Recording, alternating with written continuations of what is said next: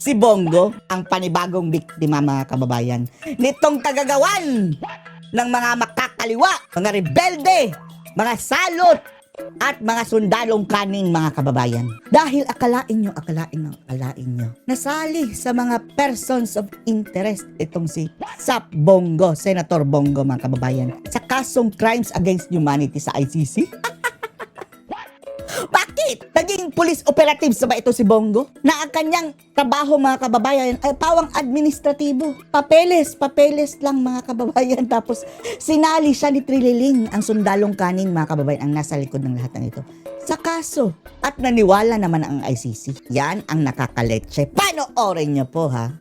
At sa kaugnay na balita, kinontra po ni Senator Christopher Lawrence Bongo ang pagkakasama po sa Pati si kanya Bongo sinali ng ICC.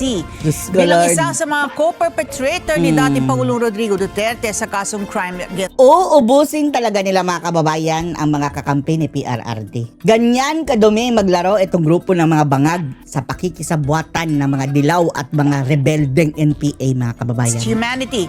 Giit po ni Senator Bongo, wala po kinalaman sa operasyon ng pulisya yung kanyang trabaho noon bilang Special Assistant to the President.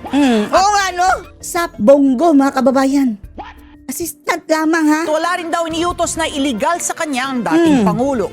Kunin natin ang karagdagang detalye sa report ni Mar Gabriel. Nakakatawa. Si Trillanes ang may pakanan yan mga kababayan na pagsali kay Bongo dahil hindi niya mapuruhan si Bongo mga kababayan doon sa kanyang frigid na pang-aakusan niya kay Bongo doon sa barko daw ng Navy mga kababayan. And then afterwards, inakusahan niya si Bongo na kontraktor daw ang kanyang pamilya. Walang tumalab dito sa ICC mga kababayan. ICC, help me. Etong mga buang na to mga kababayan. Doon sa ibang bansa, kumuha ng mga kababayan, kakampi. Tapos pumayag naman si Bangag mga kababayan na magpasakop tayo sa ICC kahit hindi na tayo membro. Walang basihan, one-sided at hindi patas. Yan ang reaksyon ni Senator Christopher Lawrence Bongo sa dokumento mula sa International Criminal Court. Bongo, sana tinuloy mo na lang yung pagtakbo mong presidente. Kung ayaw ni Sara, sana mga kababayan, kay Bongo siya nag-vice president. Si Bongo ang panalo sana mga kababayan, hindi man nanalo si Bangag. Dahil kung sino man lang ang mga kababayan, babak-apan ni Tatay Digong ng panahong iyon, yun ang mananalo. Hindi sana tayo hahantong sa ganito. O ICC Office of the Prosecutor, kung saan kasama siya sa 8 individual na umano'y co-perpetrators ni dating Pangulong Rodrigo Duterte. Paano nasama si Bongo mga kababayan dyan sa usaping yan? Diyos ko Lord. Never nga naging si Bongo mga kababayan. Politician, aside sa pagiging senador ha. Prior to that. Hindi rin naging police si Bongo mga kababayan. So paano? Sa kasong crime against humanity, kaugnay sa war on drugs. Ayon Wala kay na to. Senator Bongo, wala Hindi na talaga ito tama mga kababayan. Kaululan na ito. Sige Bangag, ipilit nyo yan. Talagang, ewan lang natin mga kababayan, baka mapaaga ang kanilang karma. Yung mga bangag na yan, kung ipipilit talaga nila itong another demolition nila sa mga kakampi ni Tatay ang Digong. kaugnayan ng mga akusasyon sa Dalawang taon na realidad lang, ng Bangag. kanyang trabaho sa dating Pangulo bilang Special Assistant to the President mula June Special 2016 assistant lang, ha? hanggang October 2018 at Executive Assistant to the Mayor ng Davao City mula 1998 hanggang 2016. Ang Sige, anong ebidensya ninyo? Don't tell us mga kababayan, gagawa-gawa na naman ng mga katulad ni Madriaga, katulad ni Las Cañas at Matobato na puro bunganga lang mga kababayan. Wala talagang ebidensya na mag-uugnay. Konkretong ebidensya mga kababayan, wala nga silang napakitang kalansay. trabaho niya na ibinigay sa kanya Di ba naghukay si Dilimba sa Davao City daw doon mga kababayan? Walang nakita. Walang nakitang kalansay mga kababayan sa hinukay nila. ay pawang administrative lamang para alalayan si Pangulong Duterte sa mga personal na bagay at walang kaugnayan sa pulis o anumang law enforcement operation. Okay sana kung ginawa yung DILG secretary. Hindi Administrative work mga kababayan. Ang bawat Admin aksyon work. niya daw sa kanyang trabaho ay nakabase sa batas at moral responsibility upang makatulong sa mga Pilipino na itinuro sa kanya ni Duterte.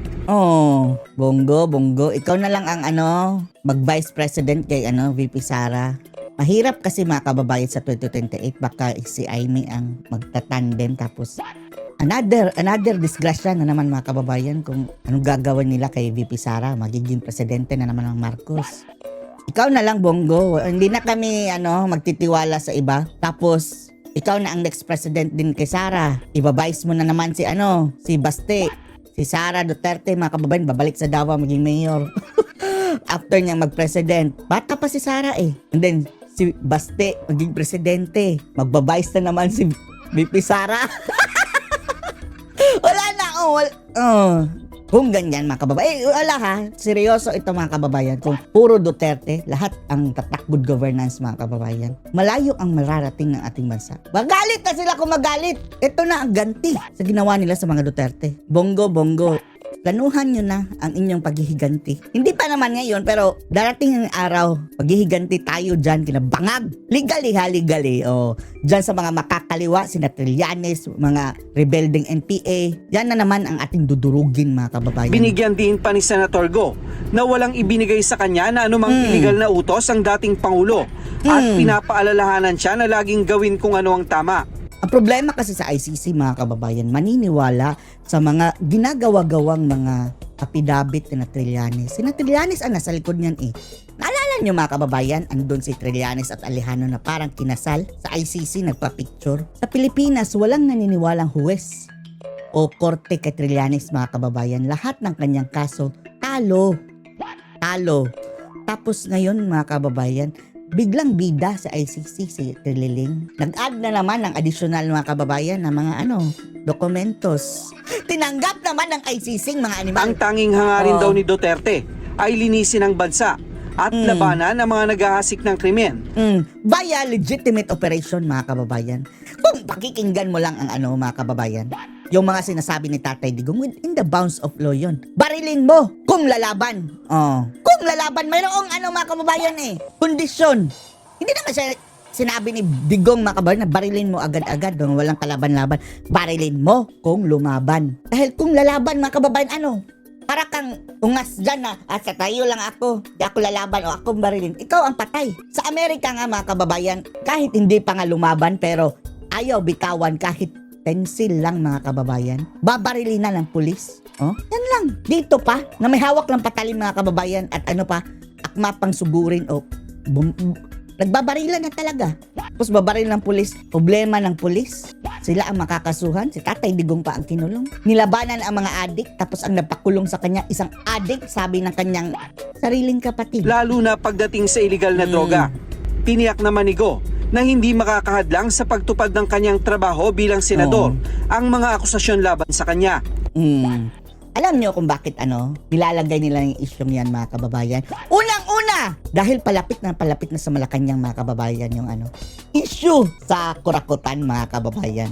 Di ba lumabas na si Adrian Bersamin na mayroon na mayroon silang exchange na conversation with Bangag. Ayun, papalapit na ng papalipit kay Bangag. And then isa pa, aside sa para maglihis ang ating mga kababayan, atensyon dito sa Kurakutan ni Bangag. At the same time, matitrim down din nila ang numero ng mga senatong mga kababayan na posibleng mag-handle sa impeachment ni VP Sara Duterte.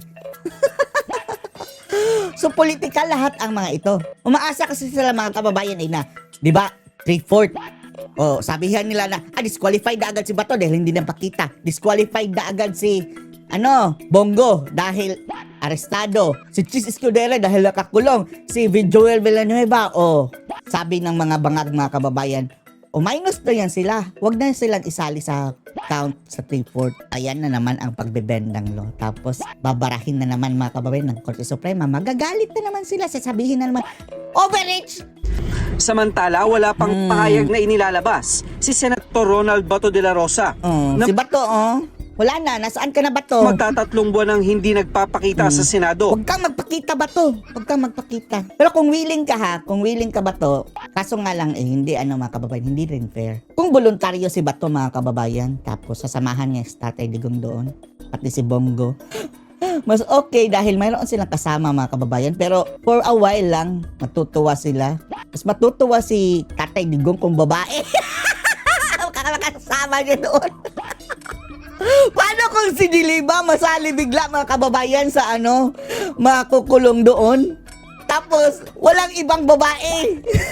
Si Tatay Digong, ikaw ang nandito sa Saba.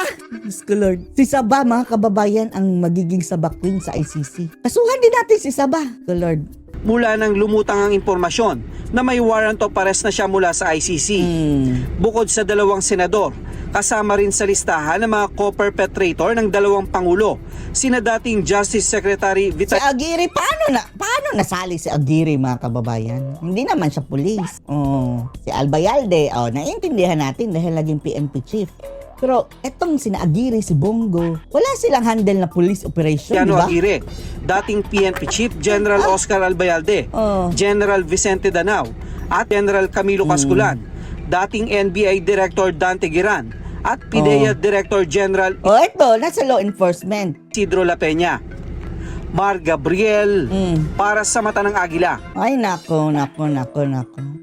Anong kabangagan ito, mga kababayan? Humada talaga itong mga bangag mo. Sila ang nasa likod dito eh. All for the politics, mga kababayan. All for the politics. Naantay natin, mga kababayan, ang rest back ng grupo ng mga Duterte sa mga bangag na ito. At saka doon sa mga talagang nagsampa ng kaso. Ang tabayanan natin yan. Madali lang, mga kababayan. 2 years na lang. Ano masasabi niyo dito? Post your comments below.